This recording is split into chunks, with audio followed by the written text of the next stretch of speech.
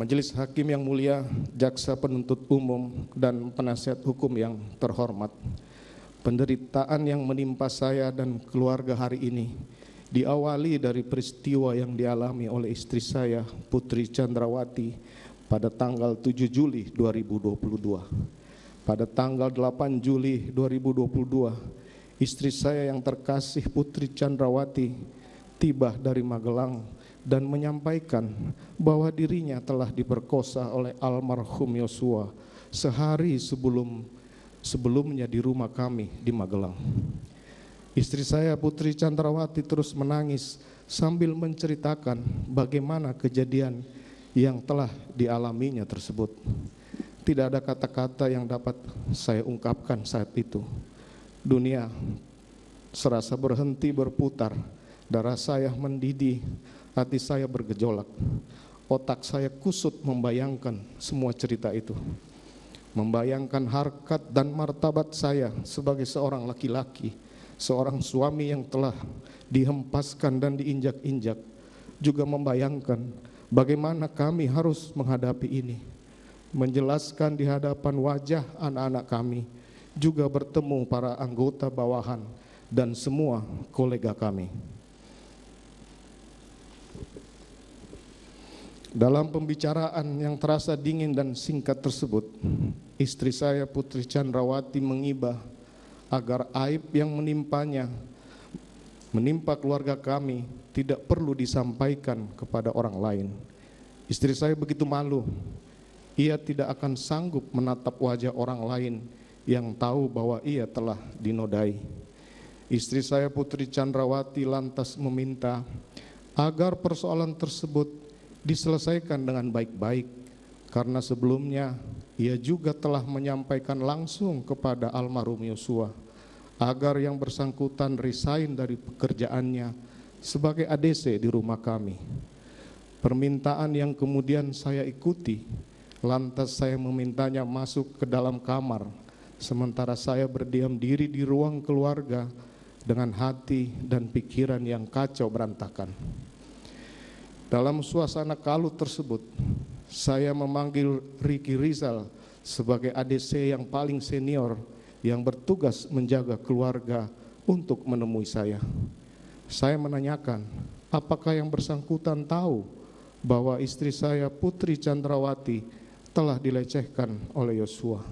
Dan dijawab yang bersangkutan tidak tahu. Lantas saya menyampaikan bahwa akan melakukan konfirmasi kepada Yosua dan apakah ia bersedia membackup saya jika yang bersangkutan melawan dan siap menembak. Ricky Rizal lantas menjawab tidak siap mental.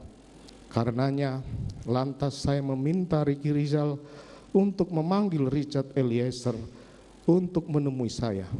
Dan dengan pertanyaan yang sama, Richard Eliezer menyampaikan kesediaannya untuk membackup saya pada saat melakukan konfirmasi kepada almarhum Yosua. Majelis Hakim yang mulia, pada saat pembicaraan dengan Ricky Rizal maupun Richard Eliezer di Saguling, sama sekali tidak ada rencana maupun niat yang saya sampaikan untuk membunuh Yosua, sebagaimana yang dituduhkan penuntut umum dalam surat tuntutannya yang hanya bersandar pada keterangan terdakwa Richard Eliezer. Demikian pula keterangan tunggal dari terdakwa Richard Eliezer yang menjelaskan bagaimana saya memberikan kotak peluru kepadanya, menggunakan sarung tangan, juga menyebutkan mengenai pembicaraan CCTV yang semua keterangan tersebut tidak benar, tidak ada dalam fakta, dan tidak berkesesuaian dengan bukti-bukti di persidangan. Meskipun benar saya telah meminta backup untuk mengantisipasi kemungkinan perlawanan dari Yosua, namun maksud yang saya sampaikan adalah semata-mata melakukan konfirmasi terhadap Yosua atas peristiwa yang telah dialami oleh istri saya, Putri Chandrawati, sebagaimana fakta tersebut telah dibenarkan oleh saksi Ricky Rizal dan saksi lainnya. Selanjutnya, untuk kepentingan isolasi yang biasa dilakukan oleh keluarga kami setelah dari luar kota, Istri saya Putri Chandrawati berpamitan, lalu menyampaikan bahwa saya akan melakukan konfirmasi kepada Yosua nanti malam setelah istri saya isolasi dan saya selesai kegiatan di Depok. Dan kemudian ia berangkat menuju rumah dinas Duren 3, sementara saya yang masih belum bisa berpikir jernih dan tidak tahu harus melakukan apa, akhirnya melangkahkan kaki memenuhi agenda undangan pimpinan yang sudah terjadwal di Depok. Sepanjang perjalanan dari rumah Saguling, pikiran saya terus berkecamuk dan semakin memuncak ketika mobil yang saya tumpangi akan melewati rumah dinas Duren 346 dan melihat Yosua berdiri di depan rumah. Seketika itu juga kemarahan saya semakin meletup, membayangkan apa yang sudah dilakukan kepada istri saya. Segera saya perintahkan ADC dan supir menghentikan mobil yang saya tumpangi, masuk ke dalam rumah dan meminta Kuat Ma'ruf yang kebetulan berada di sana untuk memanggil Ricky dan Yosua agar menemui saya. Dengan amarah yang memuncak, saya mengkonfirmasi Yosua mengapa ia berlaku kurang ajar terhadap istri saya. Namun Yosua menjawab dengan lancang, "Kurang ajar bagaimana, Komandan?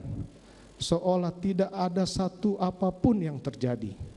Kesabaran dan akal pikiran saya pupus. Entah apa yang ada di benak saya saat itu. Namun seketika itu juga terlontar dari mulut saya, 'Hajar Cat, kamu hajar Cat.' Richard langsung mengokang senjatanya dan menembak beberapa kali ke arah Yosua.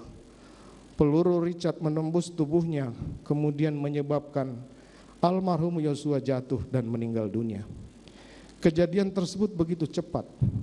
Stop, berhenti, saya sempat mengucapkannya, berupaya menghentikan tembakan Richard, dan sontak menyadarkan saya bahwa telah terjadi penembakan oleh Richard Eliezer yang dapat mengakibatkan matinya Yosua. Lantas saya segera keluar memerintahkan prayogi untuk segera memanggil ambulan sebagai upaya memberikan pertolongan bagi almarhum Yosua. Saya begitu panik saat itu, namun harus segera memutuskan apa yang mesti dilakukan untuk mengatasi keadaan tersebut, terutama untuk melindungi Richard Eliezer pasca terjadinya peristiwa penembakan. Majelis Hakim yang mulia, Jaksa Penuntut Umum, dan penasihat hukum yang terhormat. Sebagai seorang anggota polisi yang berpengalaman sebagai penyidik, maka sesaat setelah peristiwa penembakan yang dilakukan oleh Richard Eliezer, dengan cepat saya dapat menggunakan pengetahuan dan pengalaman saya untuk mengatasi keadaan tersebut. Ketika saya melihat senjata yang terselip di pinggang belakang kanan Yosua, maka saya segera mencocokkan situasi yang terjadi dengan cerita yang layak sebagai cara untuk melindungi Richard Eliezer. Imajinasi saya bekerja dan segera saya mengambil senjata HS dari pinggang Yosua, menggenggamnya dan menembakkan ke dinding di atas tangga. Lantas menggenggamkan senjata tersebut ke tangan Yosua dan kemudian menembakkannya ke dinding atas TV di ruang tengah rumah Duren 3, sehingga cerita tembak-menembak antara Richard Eliezer dengan Yosua dapat tergambarkan di tempat kejadian perkara.